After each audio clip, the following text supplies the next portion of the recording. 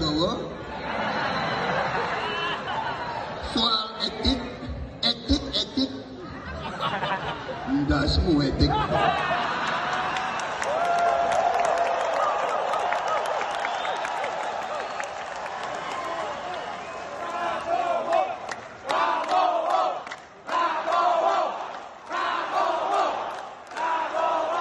Kompas nih, maksudnya apa?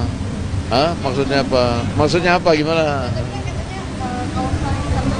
Ya kami biasa, kalau terbuka bercanda tuh biasa, gitu loh. Oh nggak ada, kita itu biasa bercanda-canda terbuka, tuh nggak ada jaim-jaim kalau di internal itu loh. Kompas ya. Kompas ya. Hah? Ngakuin, Pak Prabowo sendiri ngakuin kalau dia sengaja nyindir Anies. Di mana dia ngaku? Nggak ada dia ngaku nyindir Pak Anies. Nggak ada, dia cuma ngomong ya kita nyindir sedikit-sedikit, tapi kan nggak ngomong Pak Anies kan? Ada nggak? Nggak ada.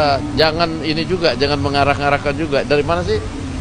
Assalamualaikum warahmatullahi wabarakatuh. Salam sejahtera untuk Nur Iswan Channel. Salam menjernihkan pikiran dan menebar kebaikan. Kawan baik, ternyata esensi debat pertama itu masih ramai dibicarakan. Bahkan ya ternyata ada satu video yang tadi diputar itu, satu video di mana Pak Prabowo menyampaikan bahwa etik, endas semua etik katanya. Nah nampak sekali dari intonasi dan diksi kata yang digunakan, sepertinya hampir semua orang sepakat bahwa Pak Prabowo masih terbawa perasaan dan kekesalahannya, bahkan kegelisahannya. Tapi mungkin ya disampaikan tanpa disadari bahwa itu adalah sebuah rapat dan forum yang lebih besar, dan besar kemungkinan itu bisa bocor ke ruang publik gitu. Walaupun berkali-kali disampaikan oleh diantaranya oleh Pak Sufmi Dasko dan Dhanil Simanjuntak yang juga staf khususnya di Kementerian Pertahanan, bahwa maksud Pak Prabowo menyampaikan endasmu etik itu ya itu candaan katanya. Tapi sebagian besar orang dan masyarakat itu nampaknya tidak percaya ya dengan penjelasan bahwa itu merupakan candaan. Sebagian besar orang juga pengamat menyampaikan bahwa itu serius gitu, disampaikan dan menunjukkan karakter dan watak asli seorang Prabowo Subianto gitu. Selalu orang terkait dengan Pak Prabowo itu memang agak sebagian besar itu agak khawatir dengan stabilitas emosi, dan itu juga nampak ya pada saat debat, kemudian pada saat menyampaikan dasmu etik itu. Jadi masyarakat sudah mengetahui bagaimana ketidakstabilan emosi Pak Prabowo. Bahkan di 2019 itu kan ada dua yang paling viral itu, yang beliau menggebrak-gebrak meja itu sampai Pak Amin Rais berdiri ya, silakan videonya cari. Kemudian ada yang dia sampaikan mungkin maksudnya tidak buruk ya dengan menyebut sebagai tampang Boyolali itu. Nah kali ini ya trending topik di Twitter itu ndas semua etik itu gitu. Bahkan Caimin sendiri menyampaikan tweetnya gitu. Emang apa namanya itu? Ini dibaca nih. Emang endas punya etik, apa etik punya endas gitu kan? Nah itu dan reaksi dari masyarakat pengamat itu memang netizen juga reaksinya itu negatif ya. Ismail Fahmi yang biasa menganalisis hasil perbincangan di Twitter dan sosial media dengan drone empritnya itu ya komposisinya seperti ini. Jadi 62% itu agak negatif, bukan agak ya, sentimennya itu negatif dengan hal ini.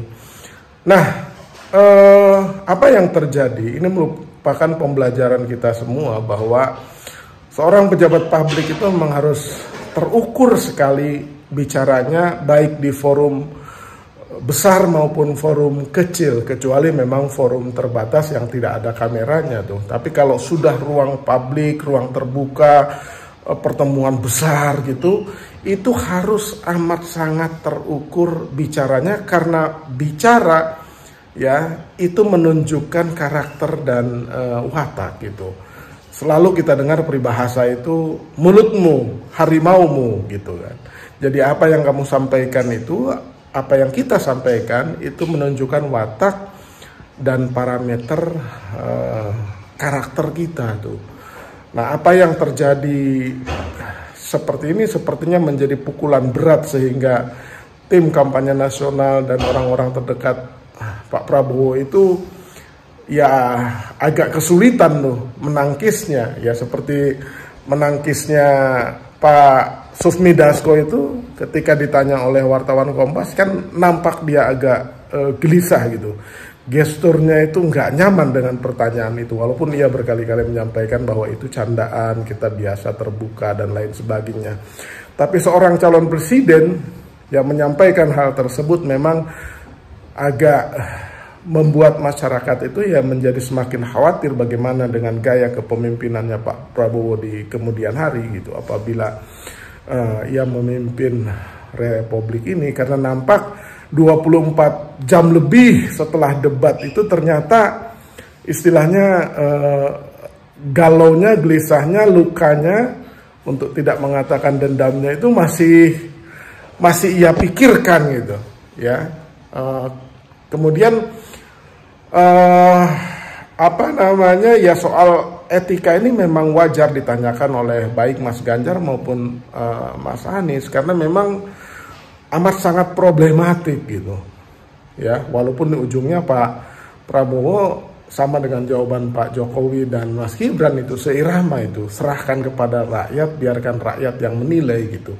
Jadi ketiganya itu menurut sebagian besar netizen itu ya bersembunyi di balik penilaian rakyat itu, padahal jelas-jelas putusan MK itu memang melanggar etik gitu. Nah, bagaimana dengan tanggapan dari Mas Anies sendiri ketika itu disebutkan atau disampaikan atau ditanyakan kepada Mas Anies? Nah, ini videonya nih. Pak Anies, ini viral kembali video dari Pak Prabowo yang mengungkit soal penyebutan, ada pertanyaan dari Pak Anies soal etik MK. Pak Prabowo menyebut enggak semua etik. Itu tanggapannya dari Pak Anies juga. Memang etik itu mulainya dari kepala. Kalau kepala tidak mengikuti etika, apalagi yang di bawahnya. Jadi memang benar mulainya dari kepala, dan dengan begitu yang di bawah akan ikut. Itu aja, cukup ya, terima kasih.